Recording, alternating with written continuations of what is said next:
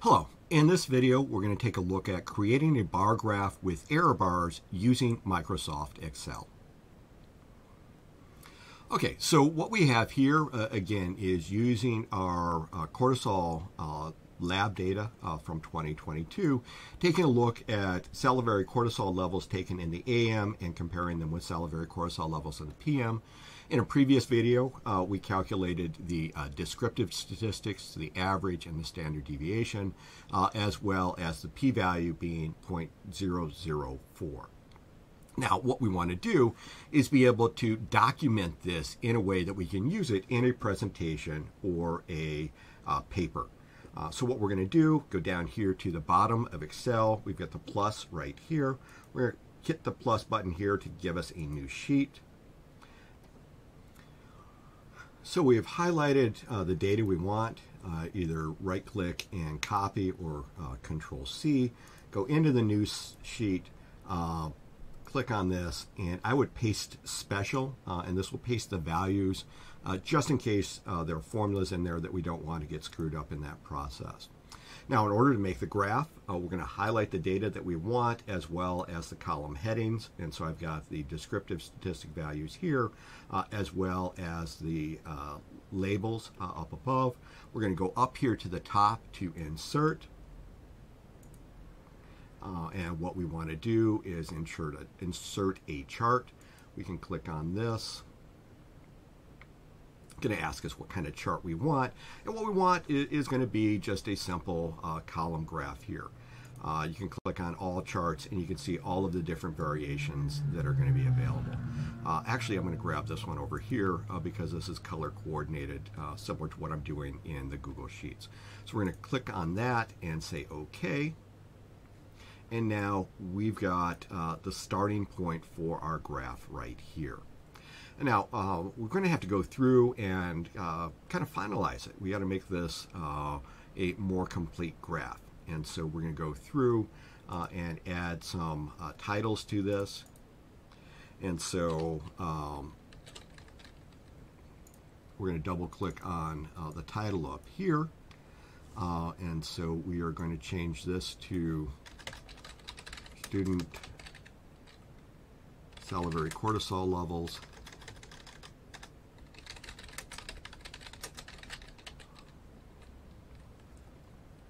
So that's a decent starting point here. We're going to grab the figure legend, move that up there. Get rid of this for right now.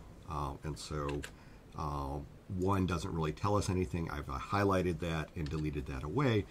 But in doing so, I need to now add a x-axis title. And so clicking on this so that we are working within the graph, that is now changed the menu bar up here to the chart design function.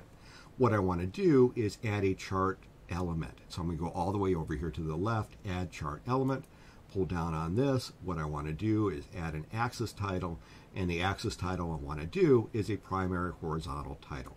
So click on this. This gives us a little box here that we can double click on, and what we want to do is put time of day down here, a little bit small. So we double click on this, highlight it, and we're going to make this say 18 to work with as a starting point. We can now change the size of the graph a little bit now by highlighting it, selecting it, and then dragging down or dragging up with these little round circles.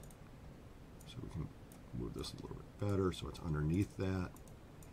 Then what we need to do is add a y-axis title. So again, we are in our graph right here in the chart design. So what we're going to do is add a chart element, add an axis title, but instead of a primary horizontal axis, we're going to add a primary vertical axis.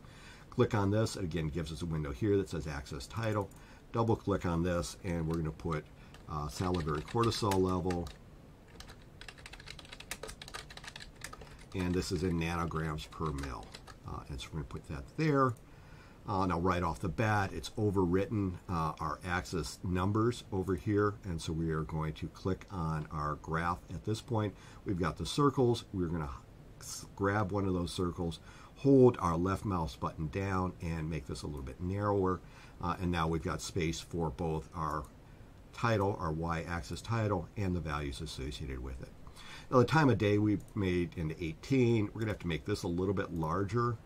And so we're going to click on this, and what we want to do is change the font. Right now it's 10. Let's see if we can get up to 16 at least.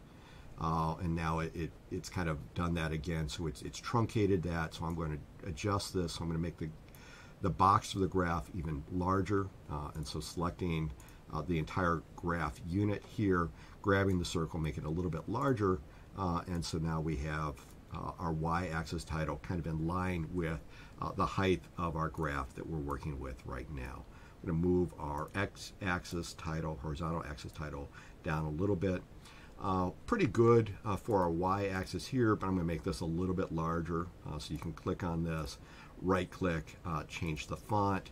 In this case, we're at 9. Let's change this to 12. Just making these numbers up as we go along, but make that a little bit easier to view. Again, now this puts it too close to the title. So click on the graph itself, and we can grab one of those circles and move that over a little bit. Pretty good shape right now. Our figure legends now look a little bit small, so click on that box, change that font, and we're going to make this into 12 as well.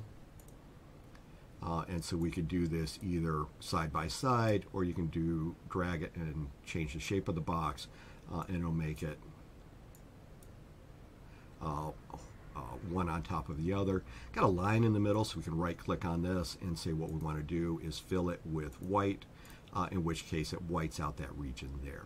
So we're getting there. We're in pretty good shape. We've got a good y-axis range.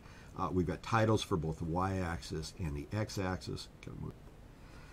Okay, so we're in pretty good shape. What we want to do is add in the error bars. And so we're going to go here, still within chart design, add chart element. We're going to add error bars, and doing standard error percentage or standard deviation within this function is assuming that we're using Excel to calculate everything for us. We've already done our descriptive statistics, so we need to go to more error bar options. And so we're going to add error bars to our AM first. Click OK.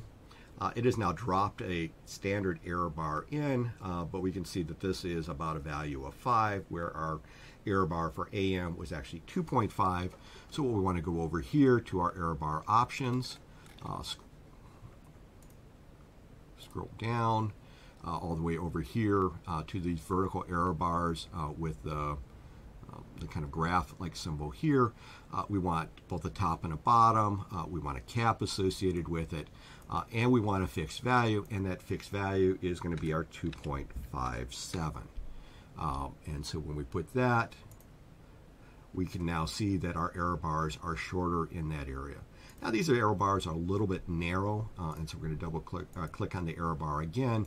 In this case, we're going to go over here to the bucket symbol, and we're going to change the width of this. We're going to make it maybe 2.5 instead of what we started with originally. And so we've got the error bar in place. We now need to add our error bar for our PM sample. So again, go into chart design, add chart element for Y error bars, more error bar options. In this case, we've added in our Y error bar. It's probably pretty close to what it was originally, but what we want to do is make sure it's accurate.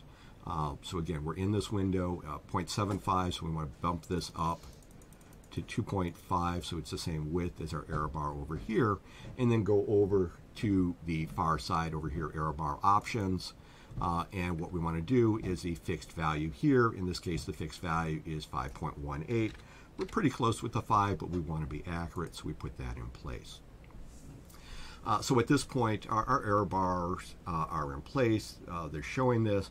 If we want to, not necessarily needed for this graph, but we can click on our y-axis here, and format axis appears over here on the right-hand side.